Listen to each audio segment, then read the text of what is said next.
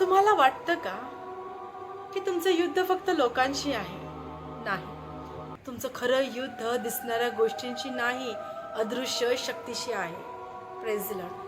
प्रियानो, आपण अनेकदा लोकांवर राग करतो, परिस्थितींना दोष देतो.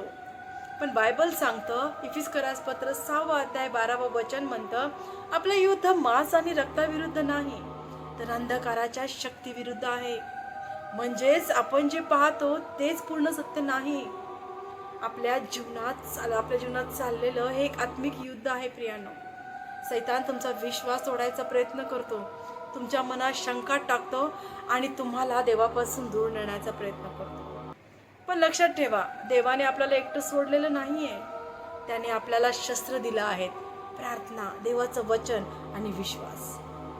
येशूने सुद्धा आत्मिक युद्ध लढलं आणि प्रत्येक वेळी विजय मिळवला. म्हणून आज तुम्ही हार मानू नका.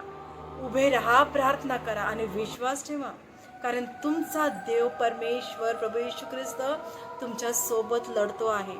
आज ही प्रार्थना करा: प्रभू, मला आत्मिक शक्ती दे, या युद्धात उभं राहायला मला धैर्य दे, मला तुझ्या वचनाने मजबूत कर आणि मला विजयात चालायला शिकव. युद्ध कठीण असू शकतं प्रियानो, पण देवासोबत असलेलं काही कधीही हरत नाही. विजय नक्कीच आपल्या बाजूने असणार आहे. God bless you. आमेन.